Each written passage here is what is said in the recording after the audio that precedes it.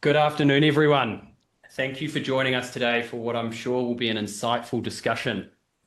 The pace, as we know, of AI is accelerating rapidly as demand for AI solutions grows exponentially. We're seeing its power being applied across all industries and in a multitude of use cases, with AI now being able to perform complex tasks that less than 18 months ago could only be performed by humans. It can automate workflows, suggest next best actions, and predict future events and outcomes. This is a technological advancement delivering value at an exponential rate that we have not seen in our lifetimes. We're confident that while there are considerations in the use of AI technologies, that the benefits far outweigh these, and that what was fairly a new technology 24 months ago is increasingly table stakes across many organizations today. This is further illustrated by recent PwC and Urban Land Institute survey, which highlights that over 90% of companies surveyed plan to introduce AI technology across their respective real estate functions. We recently released a white paper titled The Human Side of Technology and AI for Real Estate, for which this webinar backs upon. And before we get into the introductions of our esteemed panel, I wanted to call out some key highlights. AI and automation are reshaping real estate by eliminating repetitive tasks, modernizing workflows, and enabling teams to focus on strategic and relationship-driven work. These benefits enhance job satisfaction for employees, and therefore AI is now at the top of the agenda in the talent attraction and retention discussion. The future of property management blends AI's efficiency with the irreplaceable value of human expertise in building tenant and investor relationships. We talk heavily about augmented AI, which assists with manual and repetitive tasks that humans would complete on a daily basis, and AI agents who have the ability to absorb entire end-to-end workflows, both of which will allow property and asset managers to handle significantly larger portfolios while maintaining and even enhancing service standards.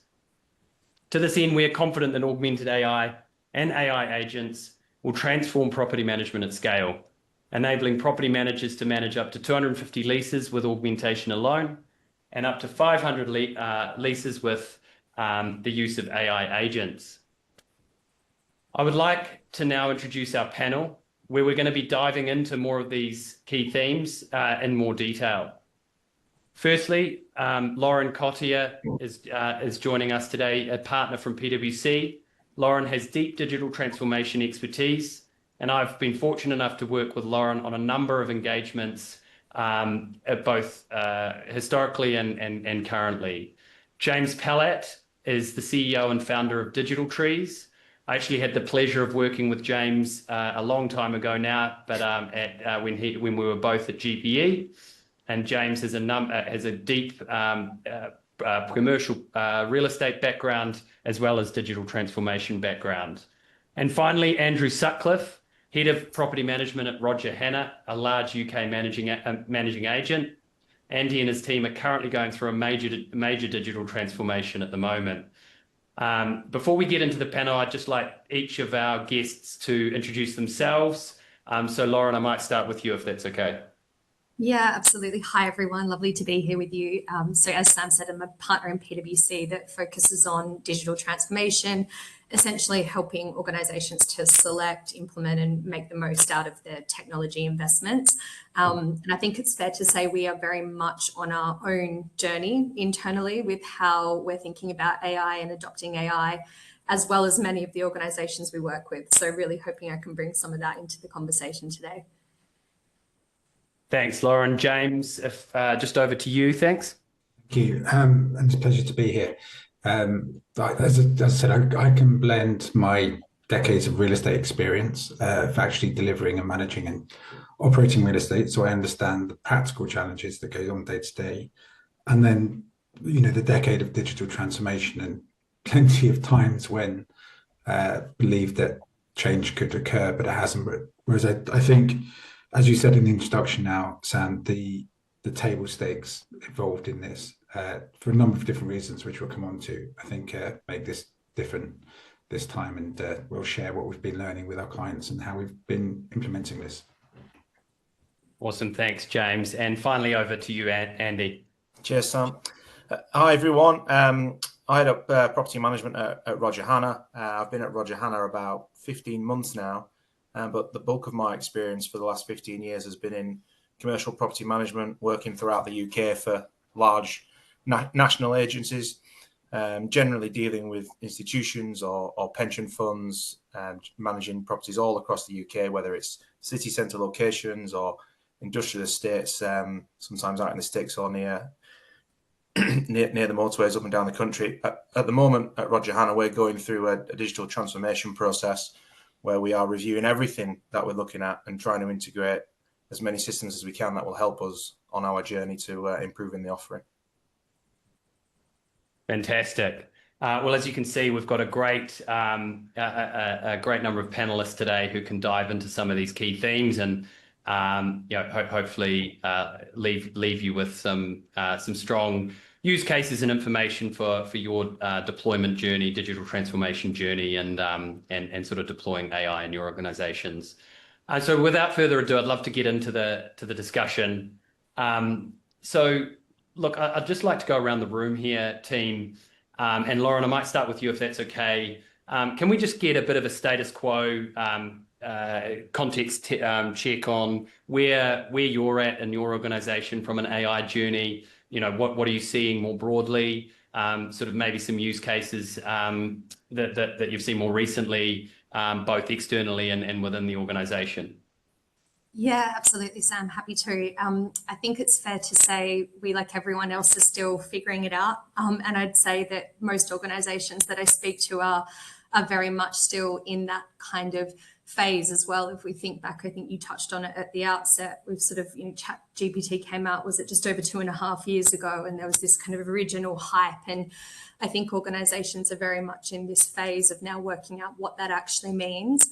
In terms of how we're thinking about it as an organization, and actually we've surveyed we survey every year 5,000 CEOs across the globe, and we've been doing a lot around what they're thinking about as well. But similar to us, the way that we're thinking about it is first in driving that kind of internal efficiency side. And actually, if you look at the data, 50% of organizations that we've interviewed are really focusing in on that as the use case first. And then thinking about once you've got some internal efficiencies, a bit more of a muscle internally, how do you use that to also drive more revenue generating cases? But we're actually seeing that probably be almost the next horizon and the next place organizations are looking to go, some with good proof of concepts already, and that's an area that we're going as well. But very much in that internal side, how do we build the muscle of capability? And I can come on to how we're doing some of that and thinking about it internally. But that's definitely where the gains and focus has been to date before we sort of turn our attention fully to how we embed this in our market-facing offerings. Thanks, Lauren. And in terms of agendas, like if you think client side and at PwC, like how far up the agenda would AI sit?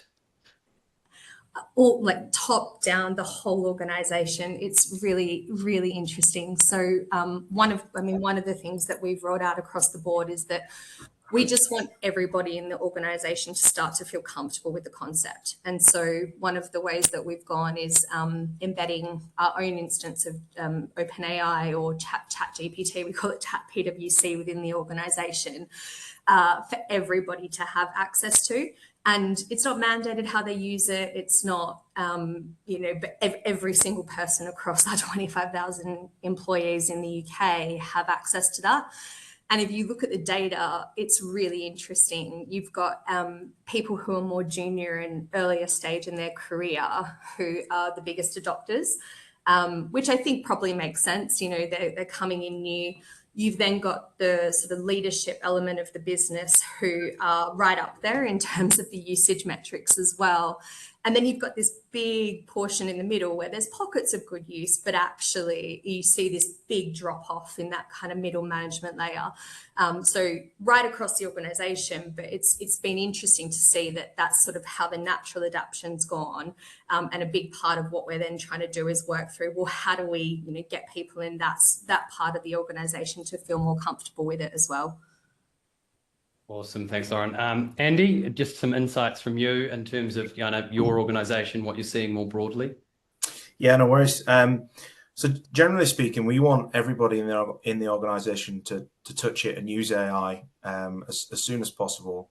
Not everybody is at the moment, if we're being honest, but I think you can say that about a lot of organizations where reaction is generally mixed to it for a variety of reasons, which I think we're going to talk about later. But what we see is that generally speaking, the younger end, like the generation below me, now I'm getting a bit older, they're definitely very keen to embrace it in anything that they do, inside and outside of work.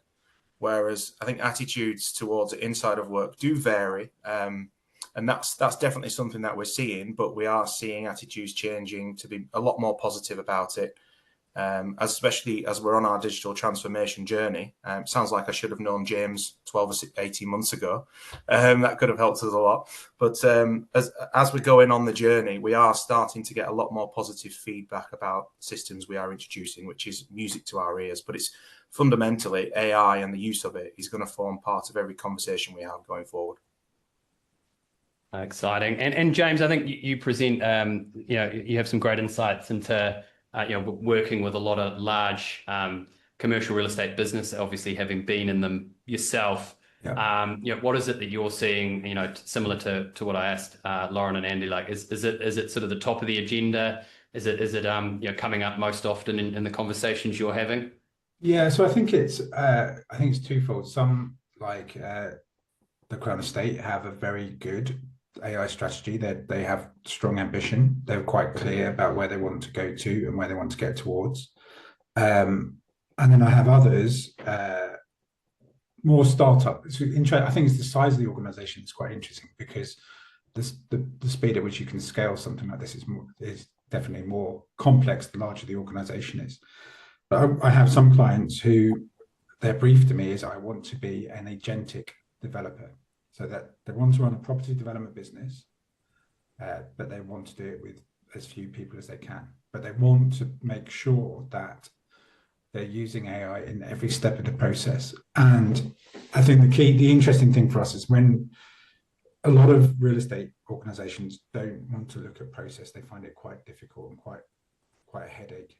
And there's sort of either it's not worthwhile or it's a really painful part of the process to do. Whereas what AI is forcing you to do is to start to think about that process mapping piece of it to go with it. And it's an interesting conversation right now, I'd say. Awesome. Thanks, James. All right, we might just move down a gear here. Andy, I'm going to go straight back to you. What, based on your experience, what's the most pressing sort of challenge facing property teams today? Is it efficiency? Is it sort of the complexity of processes, talent, tenant satisfaction, or sort of a multitude of all of that? Yeah, there's a multitude of all of that, but just taking those 3 points there. So on the efficiency side of things, I've seen it in different sizes of organizations where larger organizations give you different problems than a smaller one does in terms of creating efficiencies.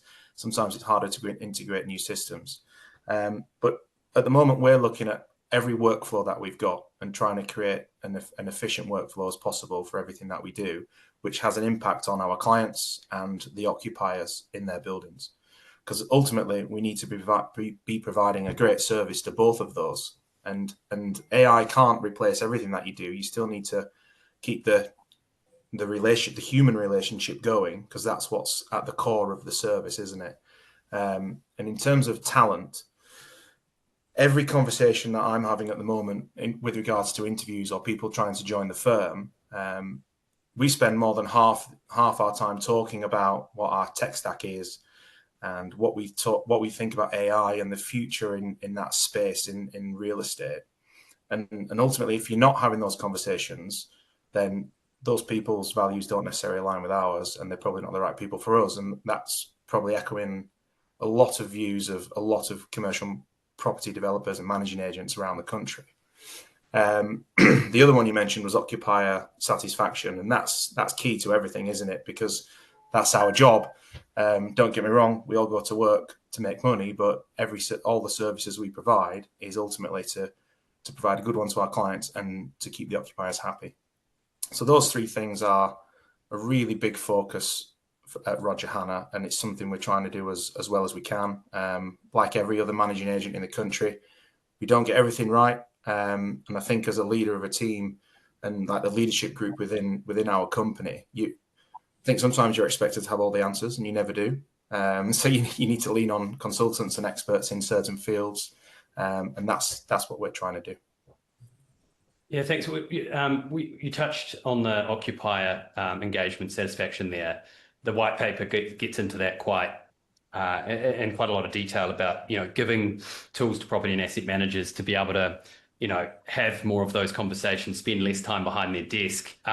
Is that one of the reasons that your organisation ultimately is going to be empowering staff with these tools? Is to actually truly enhance that occupier engagement and satisfaction? Yeah, absolutely. That's one of the fundamentals around our journey, really. I mean, it's great to know that with the use of AI, you can have more tenancies per property manager or client accountant, however you look at that. But ultimately, that it's not replacing somebody's role. It's freeing them time up to build the relationship or maintain that relationship with the occupier, so that you know exactly what's going on, you know what their thoughts are, you know what's happening inside their business and inside the building, and you have more time to communicate with them regularly. That's a key metric for us going forward, I think. Maybe to jump in there, Sam, as well, it really resonates if I think across like organizations cross-sector adopting technology. I think other organizations, other industries, if you take like the retailers, they've had to kind of invest in this stuff because they've had their customers have demanded a digital experience. FS has been very reg focused. And so there's been triggers that have kind of driven them to do it quite early. And I think if we think about efficiency, especially in processing the real estate space, we wouldn't have seen this as a priority as much as what we're seeing it probably 2 years ago. As in, like, if I look across the demand for our services from this sector in this industry, there's definitely been a kind of massive ramp up in that over the last, I'd say, 18 months even, whereas we would have seen other industries prioritize before. And I think, the industry's obviously had challenges around, we've been in a high inflationary environment, and now there's reasons they've got to do more with less. There's reasons for it. I think in parallel to the kind of AI wave coming, but it's just interesting to see that shift in this industry. Yeah, 100%. I think some super interesting insights from both Lauren and Andy there. I'd like to shift into sort of into your world, James. What are you seeing out there in terms of what might be holding some of these companies back from embracing some of these new technologies, if at all? I think I'll answer that in two ways if I can. The thing that's holding them back more than anything else is the lack of organization of either your documentation or your structured data that's going to help you get better answers from whichever prompt engine you're trying to get to. And there is, as far as I can see, an almost universal problem with getting accurate structured data into something to store centrally. And I'm sort of broadly generalizing here. And I think with that, as a word for our sponsors, I think the thing I like about Re-Leased and Credia, what you do is that you've worked that bit out from a process mapping point of view, right? So it's very hard to use Re-Leased and to enter something in wrongly. You've got that point. And that's it's sort of an underappreciated challenge. I think, and the speed of adoption will get bigger as that starts to build up and starts to become greater. So it's trying to understand the basics around that is often the first piece, and that can often be quite expensive. Although I personally think it's relatively cheap. I think the other thing is just that real estate is an inherently slow business, and up until now, up until sort of 2022, we had a period of low cost, right? So when you and I worked together, Sam, not so, our GP was not profligate with money, but it was almost easier to hire another analyst to do something than it was to sort of work out the inefficiency with the process. And so as the cost of capital has increased, if you look at the economic outlook for the next 3-4 years, as much as I really hope that there is path for sustained growth. It's not necessarily going to come. And what we find with our clients is that they're all generally spending, staff are generally spending about a day a week, day and a half a week, processing information for a report to somebody else about something. And that time suck is actually becoming, drags on inefficiency. And I think it's just crept upon us that we don't really appreciate how much time the average portfolio manager, development manager, leasing team spend on that part of reporting, especially as there's a correlation between when costs start to get out of control, you actually want to do more to control costs, so therefore you want to report more, and it just sort of adds to the process of inefficiency. So I think if you want to break that vicious circle, then you do have to make these long, hard, structured decisions about what it is you're going to do for the next 3 years. And we find with our clients, once we get them in that mindset that things really work, they're far more open-minded as to what to do and how to invest. And thanks, James. And what sort of strategies are you using with your clients to work through this? Because I imagine you've got a pretty broad spectrum, some, as you've said already, that are really at the cutting edge front line here and going for it, and some that are you're really educating them on this and taking them on that journey. Sort of what for our audience, what are some of the strategies that you're deploying, but also what you may be seeing out at clients already? So I think what I did myself as part of my sort of re-education, I looked at other sectors. I went back to university to study, and went to MIT to study because I wanted to learn from publishing and the automotive sectors, because they'd gone through a lot of disruption themselves. So it was trying to find out what were the blockers, and what we really got to grips with is that until the leadership team is really bought into it, this change, then actually very little is going to happen. You can do a co-pilot trial, but it isn't necessarily going to unlock much on its own unless you're starting to think about what it is you're going to do. And so some then start to think of initial proof of concepts that they're going to test and work through, and just some simple things. The development process. If we've got a massive housing shortage in the UK, there's pretty much, some of your audience from overseas, there's a pretty much universal housing shortage, and yet the economic, the number of housing starts is at its all-time low. So how do you break that cycle? And it's partly the time taken to get from concept to delivery. And so some of the exciting things that we're looking at in the very early stages is early stage optimization, which helps with briefing.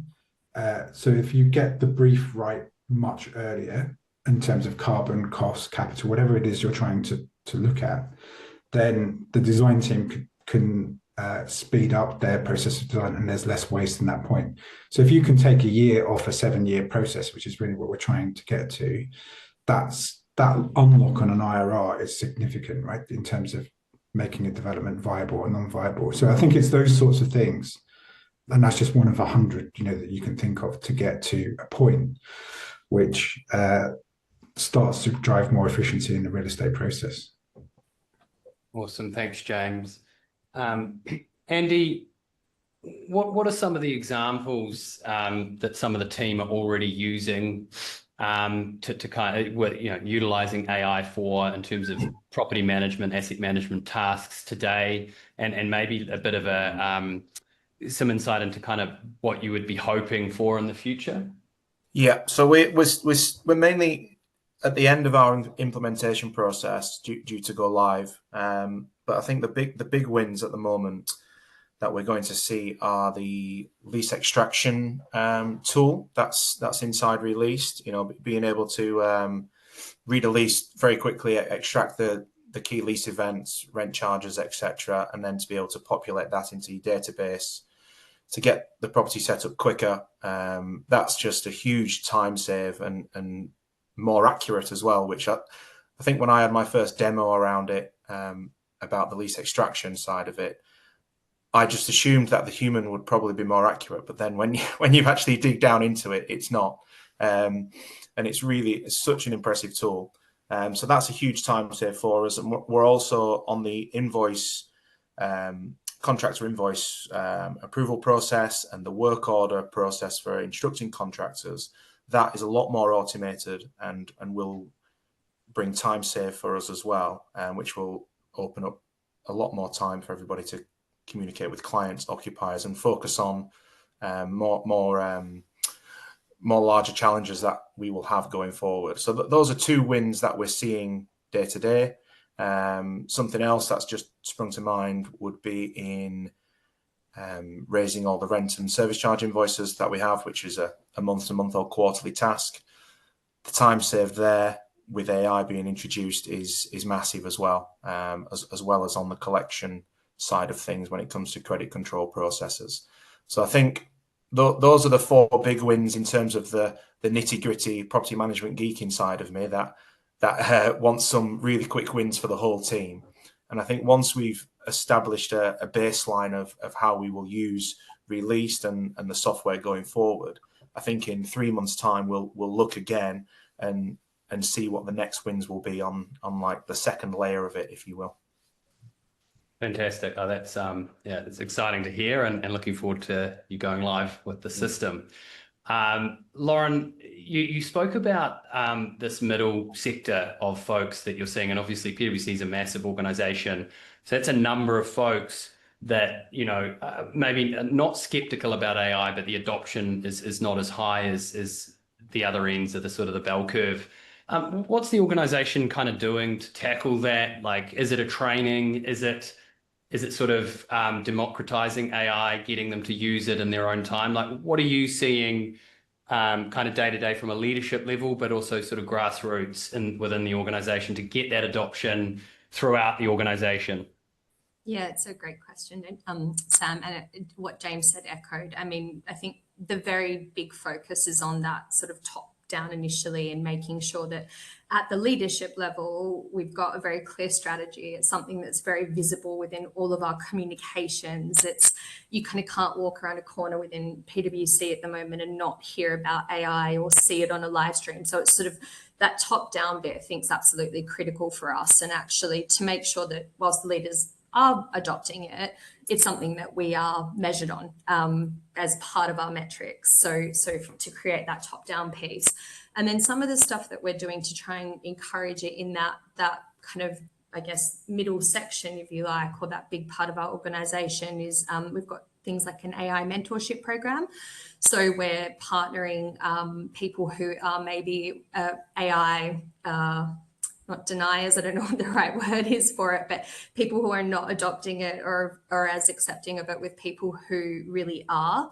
And as you said, a whole bunch of training programs and things like that around it as well. But I guess we are seeing the usage go up. And I think one of the things, whilst we have a lot of tools that are available to different cohorts of people in PwC, depending on their job, actually the freedom of going with something that's so usable across every part of the organization, i.e. a tool like a chat GPT, chat PwC, is it also allows people to kind of really see the power and benefit of it in their own time and way. And that's been very intentional to get the people across the organization really thinking about, well, one, we feel comfortable with this, but then the extrapolation we're really hoping as a business from there is, and two, I can really see how this enables me to do my job better, and three, I can actually see how we use this better to service clients and to kind of grow revenue streams and products and things like that. So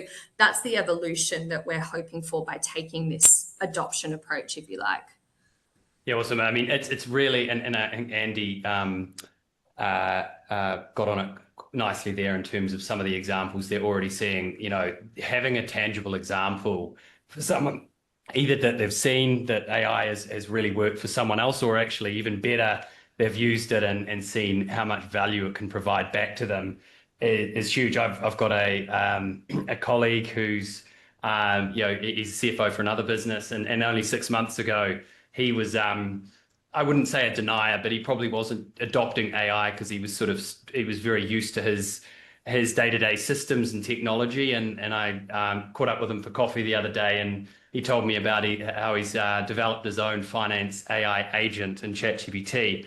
And so, of course, asked him all about that. But yeah, just really good example. And one of the reasons he did that was I think someone else had shown him some pretty basic stuff within ChatGPT to help him in his day-to-day. So I think it's just, to your point, Lauren and Andy, it's finding those tangible examples that you can provide folks internally that just, really represent or illustrate the power of what it can really do, because it's even 12 months ago it was great, but it's just getting better and better as days and weeks go on. No, thanks for that. So I'd just like to move into sort of back to the occupier relationship.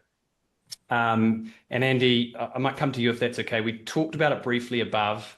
I think it's really important, we understand, and we talk about it in the paper, there's a lot of tenant questions. About 90% of them are very simple and repetitive, but often take a ton of times a property manager's time. A lot of those can be fully automated. We know that now, but Andy, you struck it nicely before, is like, it's making sure we can, we're not going to just give our occupiers a chat bot. We still want to maintain that human relationship. How are you at Roger Hanna kind of thinking about striking that right balance between kind of automating fully and just keeping that human touch there as well? Yeah, it's a bit of a hot topic between us, to be honest. I think it's very easy for people to just assume that it will take over, and you need to be careful that it doesn't, because we all know how important the relationship side of it is. We'll continue to have occupier engagement meetings, face to face. Same with our clients as well. We see those as key parts of our service going forward. We don't just want to be a chatbot on the end of a phone or on a website. That's definitely not the service we're trying to achieve. And from speaking to people in the industry, I don't think anybody is either. I think everybody realizes generally that the relationship is paramount. So that's one of the things that we're definitely going to try and do going forward. But when it comes to the chatbot in there, if you will, for lease extraction, for example, there will be some things that it can swallow that property managers are currently doing. We will fully be embracing that, but trying to keep the relationship as face as front of face as possible. Yeah, I mean, it's there's obvious tasks where actually, and we see it in our, I think, day-to-day lives. If you get a good chatbot with one of the big banks and it works and you get your answer, you'd probably rather do that than wait an hour for someone to respond to your phone call. But like one thing we're seeing at Re-Leased is, a common question is just, can I have a copy of my lease? Yeah. Again, something that might take a property manager, a bit of time to get that, email it back to the tenant.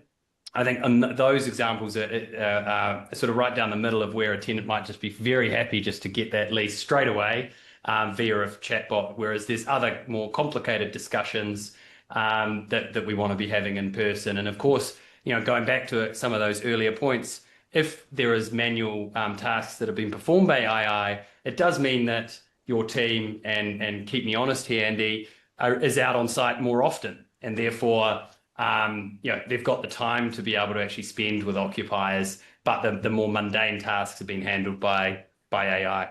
I think Sorry, James. I was just going to say, that's definitely the goal. Is that facilities managers, property managers can spend more time, boots on the ground, if you will, and speaking to people directly. That's definitely what we're trying to achieve, as well as with our clients as well. I think sometimes we can. You're so busy, like we're all busy, aren't we? But as property managers, facilities managers, client accountants, head in the laptop constantly. I think that the more time that can be freed up to speak to people and go out and see the properties themselves, the better. And that's definitely what we're trying to achieve. And we're confident we will, alongside Re-Leased and some of the software that we're introducing.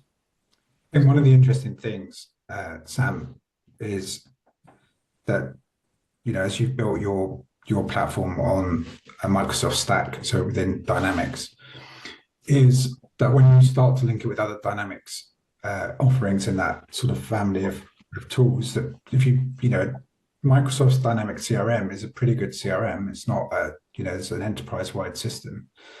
And when people in real estate were forced to update a CRM, it's kind of like, oh, why? What's in it for me? But actually, those sorts of conversations that you have become much more valuable. Because I think one of the things that we observe is that the adoption of AI by people in their personal life is sometimes way more significant than it is in their business life. And that's partly because they can control more things, it's slightly more fun. But when you start to think of it as a thought partner, or you start to think, I've got a very difficult tenant meeting, sure it doesn't happen in Andrew's world, but in other less well-oiled organizations, you've got an upset tenant and you want to prepare for that thing. I find it incredibly useful for that scenario planning of just trying to script it, assume that persona of a irate customer or whatever it is, and start to think through and prepare for the conversation. Because I think most people just want to, the real estate world want to occupy the real estate without any real fuss until such time that it's becoming a problem for them or they want to do something different. And success for us is actually to become anonymous. So if you can create that bandwidth so that we become anonymous, that's actually, I think, a successful outcome, because that's when you can think of added value initiatives to your customers and to your clients. Yeah, and you're of course seeing that, sort of in your conversations on the ground, James. Yeah, absolutely, and in terms of the startups that I see, is another emerging thing. It's quite interesting that quite a lot of businesses now service as a software rather than software as a service. So they were in a role, they found it to be quite mundane. They saw ChatGPT, they found someone to start, to go from cover the technicalities, and they're now starting to answer some direct challenges and direct problems, which to me is quite interesting that people are starting to think through about how to apply those tools, which is interesting. Awesome. I'm going to just switch into a pretty important topic. Comes up in a lot of our conversations, both here at Re-Leased when we're deploying technology or hiring for net new staff. And Lauren, I might get you to tackle this one for me. Client side, what are you seeing in terms of, there's a lot of wow out there. There's a lot of technology. The one question is, what's the return on investment going to be? What are some of the metrics you're seeing with clients? How are they thinking about return on investment, whether to deploy a technology? They're obviously, these technologies are great, but they're obviously not free. What are you seeing on the ground on client side? I think it varies. It varies vastly, Sam, is what I would say, first of all. I think the general ethos is the majority of organizations that we work with and are talking to, no, they can't do nothing. So as in, that's sort of the impetus to get going. And then back to the kind of pieces before, that adoption, like we're seeing adoption be one of the key metrics to try and build that digital muscle within an organization, because there's huge recognition that actually if you don't have that, right, it doesn't matter what the use case is. If you don't have the people who are comfortable using the technology and the tools, it's actually going to be very hard to get any other returns on investment. So we're seeing adoption across whatever the tools are that you might be investing in, be a very, very important measure of return on investment at this stage. We're then seeing different things across different organizations. Naturally, if you have a use case that's targeted at delivering some kind of revenue stream or revenue uplift, it's very easy to then say, right, success from this looks like generating revenue over a set amount of time and whatnot. But that adoption one, I would say, is the single biggest factor that we're seeing be measured and monitored. Cool. Andy, any insight from you on that piece? Yeah, just on that. When we are introducing systems like Re-Leased into the business, stating the obvious, there's always a conversation around cost and return on investment. That's an obvious one because we all go to work to make money, right? And we're making sure that it's not just about that, but it's just part of the conversation. It's all about improving the service, but also improving everybody's experience at work as well, and the software that they're using. And the feedback we're getting, generally speaking, you won't always have 100% of everybody on board with everything you're trying to do as a leadership group, but I suppose that's part of your job to get to 100%. But generally speaking, the feedback is positive, and I think people are appreciating the direction we're trying to take the business in, and particularly the service that we're offering. The other bit I've found really interesting on this actually is, I mean, we hear in the media a lot about, big headcount reduction programs and things like that off the back of AI. And actually in all of the organizations that we've interviewed and have the data to support this, headcount in terms of where we're at in the curve, and this could change as we continue to go forward, but headcount has actually gone up. More organizations say that they've invested in headcount around the AI agenda versus actually huge headcount reductions at this stage. Don't get me wrong, some organizations are making reduction in some cases when we talk about that being a potential measure for return on investment. But yeah, the trend we are seeing is it's actually costing organizations more right now, not less. Yeah. Thanks, Lauren. James, anything to add there? No, I think what again, just looking at it from a different perspective, I advise some startups as well in terms of their growth, and what we're finding. So one of them is a generative AI space planning tool, and what we're finding actually is, as soon as you can get it into someone's work process, so with the likes of some very big US corporates, I can't really mention here, but they are able to approve a sign off of just quite a trivial thing of a new team needing 20 more desks. That flowing into someone's work process and showing that you're getting that time saving makes the decision to use layout very, very straightforward. Yeah. And it's so sometimes I think it's not just financial, because it's quite hard to quantify. I've saved 8 weeks on that process. But I think it's just more, internal satisfaction from a real estate team trying to sort out another business unit, and the improvement in satisfaction goes up. So it's not just financial, but it is. There are other benefits to this point. Yeah, great. Thanks, James. We're just sort of winding to the end here. I just want to kind of maybe go around and talk about just maybe some quick fire, more of an outlook to the next 6 to 12 months.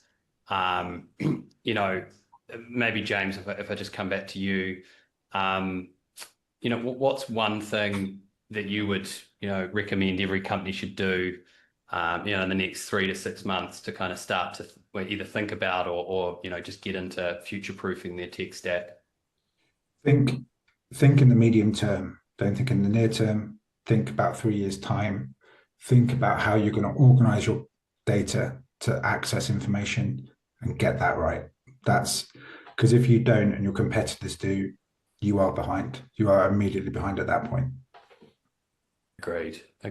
Lauren? Yeah, I couldn't agree with James more. I think there's such a tendency, especially in waves of new technology, to go out and just procure all sorts of technology and hope that it then works and transforms your organization. And actually, I think the best thing that you can do to modernize the tech stack in your way of working is really have a clear understanding of what is the process that you're trying to change, what is the data that you're going to need, and who are the people that are actually going to execute on that. Because without those, the tech becomes very, very hard to get any kind of return on investment from. Yeah.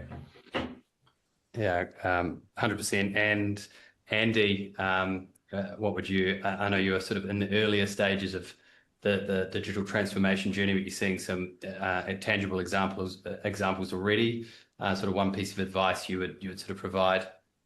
Yeah, we are in the early stages, but one thing that we're trying to do, we're probably already looking further than 6 months ahead, by talking to the software providers that we already use about what their roadmap looks like and what options are available. So just trying to stay engaged with the people that we currently work with to see what's available down the path. Yeah, great. Yeah, I mean, one thing, just to add to that, one thing we're doing, and it's sort of board mandated now, is we're obviously heavily adopted. It's embedded in our values and our performance plans as a company. But suppliers we work with, whether they're software vendors or auditors, professional services firms, is really questioning them about their AI strategy and because that's ultimately going to future-proof our business, making sure that we're sort of backing the right horse. We're backing folks that are bringing us the cutting edge of technology in their respective industries. So that's just some feedback from the Re-Leased side. And I might just finish with this one.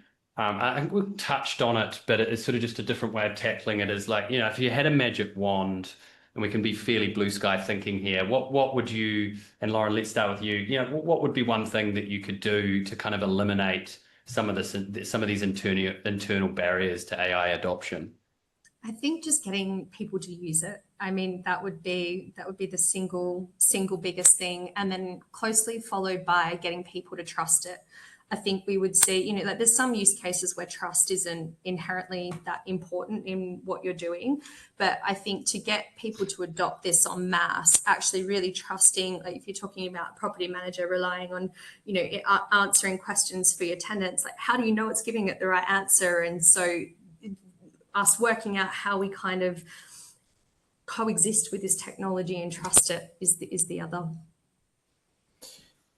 Yeah, agreed. And look, I think 12 to 18 months ago, and things are moving so fast, like that was definitely an issue. You were getting some hesitations and hallucinations within some of the tooling. But I think what vendors are doing, or at least the best vendors are doing extremely well, is they're forward thinking of this as well, because they know if their users are getting these, they will not use it or not adopt it as fully. So I think they're doing a fantastic job of making sure they're kind of ahead of the curve in terms of how the AI is going to work. It's actually going to deliver true value. And, to Andy's point, the lease abstraction stuff, the work that's gone into making sure that what is abstracted is, very, very accurate, is going to build that trust within the user, because that's where a lot of this adoption comes from. James, anything to add there? I think just to acknowledge that the AI hype cycle is real. We are actually in the trough of despondency. I think there's a lot of hype that came out from the beginning. The articles in The Economist, I think, are very real. There is CEOs just a bit jaded. They can't see the return quickly. But plow through it, think short term and medium term. Yeah, cool. And Andy? Yeah, I wish I'd have had that magic wand over the last few months a few times. But Lauren touched on the human side of it, which I definitely echo. But I think in terms of the practicality side of adopting AI and integrating new systems, I think if we could have a magic wand and have a perfect data set before you get going on it, because what we're seeing is it's only as effective as the accurate data that you put into it to be able to use it on a day-to-day basis as you like. So I think that was part of the conversation around a barrier to adopting the AI, about how worthwhile it would be. But thankfully, we've smashed through that wall and tackling it head on. Yeah, cool. Well, we're just on time here, team. I think there's a couple of questions that that we'll try and get to. But any final closing thoughts before we kind of get into maybe a couple of questions? Just do it. Do it. Yeah, I agree. Well, firstly, thank you so much, Andy, Lauren, and James. I think it's been a great panel. I've learned a lot. It's just been a pleasure chatting through a lot of this with you. For our audience, I hope you found that insightful. And of course, if there's any sort of further questions after the questions we'll go through shortly. And then please don't just feel free to reach out to any of us here, and we'd be happy to answer them. But I think I do just have a couple here. And so, yeah, what are some other practical examples for what we're seeing in property management? Look, Andy, you might be able to help me here, but what we're seeing, is like obviously we've talked about lease abstraction, and there's the chatbots, but there are just so many manual tasks within property management that we can tackle here, whether it's augmentation. So we talked about augmented AI or the agentic side. So we're seeing, email support. So, helping property managers, or almost crafting emails that our customers can, what we call, sort of approve or correct before they send that off. That's saving, a significant amount of time. I think that task alone on average takes a proficient user about 10 minutes. We've got that down to a couple of minutes. And, you talk about, we've talked about lease abstraction, but there's all the other documents, insurance documents, invoices. This industry has a lot of documentations that get into a system. All of that can be extracted using automation and AI. And then with that information in the system, we can then do a heck of a lot with it in terms of, we've got a product called Chat with Lease, where you can actually speak to one lease or a multitude of leases about, have a conversation with it about, certain clauses within a lease. Again, these jobs can often take hours and lawyers to kind of go through and find them. And look, there's a multitude of examples I'm probably missing here. Andy, if I've missed anything, let me know. But I think that was a pretty good list. Yeah, no, that was pretty comprehensive. But we are seeing the wins, or we'll see the wins from all of those things you just reeled off. In terms of the question about how else can AI help, one thing that we're looking at the moment is property onboarding, or portfolio onboarding, and how AI can help categorize and file and name files. When you get a data dump or a Dropbox file or a WeTransfer link, and how it can arrange all of those files quickly and efficiently, and then where you can ask an AI function a question about a variety of files, and it will just go away, find the answer, and come back to you. That's going to help us understand the portfolios that we're onboarding much quicker than we used to be able to. I think that's a great tool that will only get better over the next few months and years. Okay, if I can have one, Sam, that some of the smart buildings that we created 4 or 5 years ago, we've been, I know that they've been patiently storing the data, and to be able to read performance data about energy or consumption or what's being used when, together with the O&M manuals, gives some amazing results, absolutely amazing results for property management. And I've only sort of recently seen it, but it was sort of a real vindication of why go to all of that effort to make a smart building, there was a lot of hype about, but it really brings them to life to do something about them. Yeah, and that was another one I've probably missed off. And again, as I said, there's a multitude of things, but we're seeing and building out a number of sort of augmentation and agentic AI for reporting and analytics. So with that data now in a platform like Re-Leased, you can just do so much with it that I think, James, you mentioned before, analysts are taking 1, 2, 3 days to pull information together and write a report about what that information says. AI can do that in a matter of minutes. And, we're using a lot of that internally for some of our internal reporting. And it's amazing. You can even generate, a podcast off the back of information that you can feed into that AI. So look, I think, I suppose to answer the question, there's a couple of tangible examples there. I think there's a multitude of cases. The world's your oyster. And I think we'll probably finish off here with what James finished off with, is just do it. Cool. Well, thank you, everyone. Really appreciate your time. Thank you to everyone in the audience that has turned up. I know we've all got busy schedules. look forward to spending more time with you in the future and hearing all about your respective AI journeys. Thank you. Very much. Cheers. Bye.